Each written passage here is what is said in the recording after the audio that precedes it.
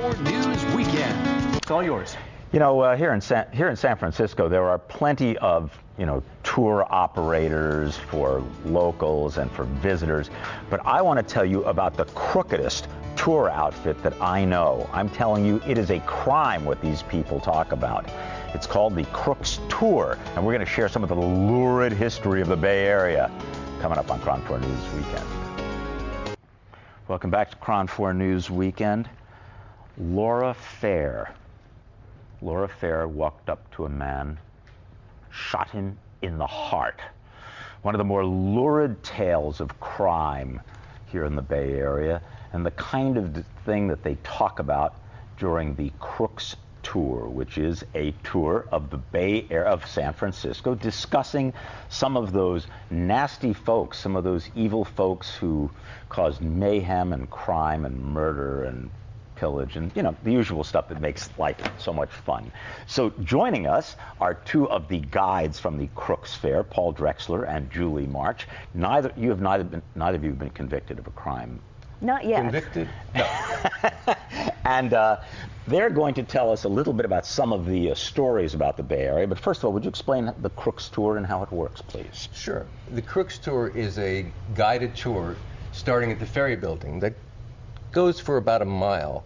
And it takes in some of the more interesting bits of felonious history of San Francisco. And we've got a pretty good batch of it here, don't we? Yes, we do. This area was well known for its lurid crimes. Yes, and the Crooks Tour was developed, Kevin Mullen is the one who came up with the idea. He's probably the leading authority on crime in San Francisco. He should know. What's his background? He's the ex-deputy police chief of the city.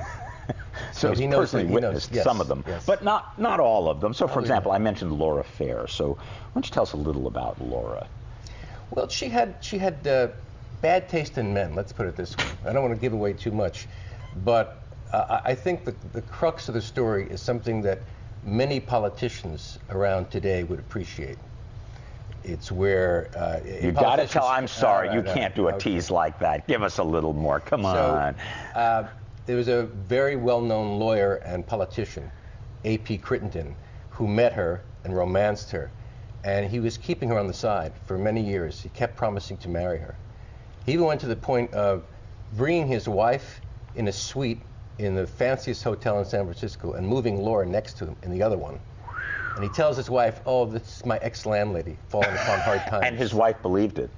Well, for a while. Yeah. But basically, by the end, Laura had had enough. Yes, and she took care of him. Yes. She took care of him, and a good thing it was. And eventually acquitted. She was acquitted? What, justifiable homicide? Or that she's a bad shot? He had it coming, I think. He had it coming. He had it coming. Very good. Okay, excuse me.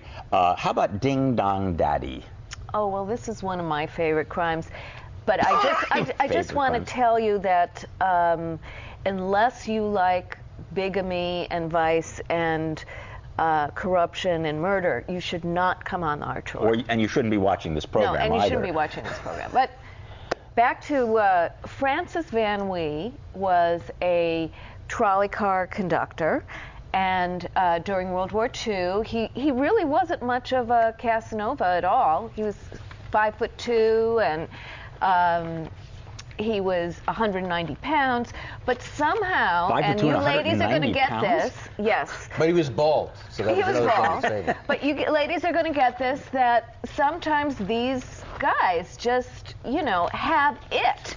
And he had it, and went around and married many of the women who came on the trolley car, one after another, but what he didn't do was he didn't divorce them. So he actually had 14 wives. He had like a girl at every stop. That's right. That's right. Francis Van Wee. Okay, next, let's talk about Shanghai Kelly. Sure.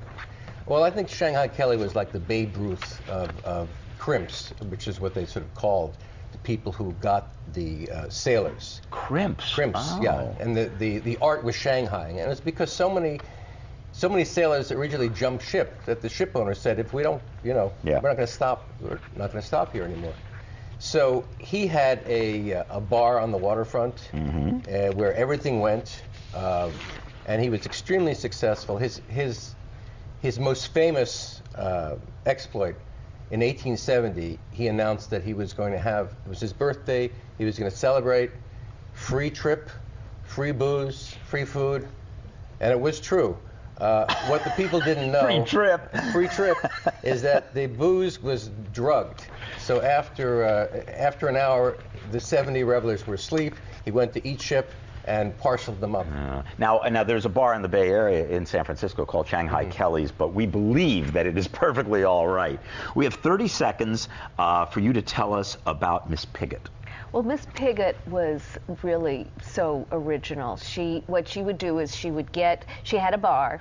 She would get sailors into her bar and give her a Miss Pigott special, knock them on the head, pull the trapdoor open, down they would go, and the next thing you know, they were on their way to Shanghai. Wow, so she was the partner of not the partner, she was the competitor Absolutely. of Mr. Kelly. Okay, so if you would like to learn much more, and we have just barely scratched the surface of miserable criminality, the Crooks tour takes place, well, this is the next one, I believe, is November 7th, but they're running through November. They start at the Ferry Building. For more details, you can go to the website crookstour.com. Thank you very much for joining us. Thank you so much. And we will be checking your pockets on the way out to make sure that neither of you are trying to abscond with anything illegal. But thank you very much. Thank you. We're going to take a break. When we come back, we're going to be telling you about the latest news about that.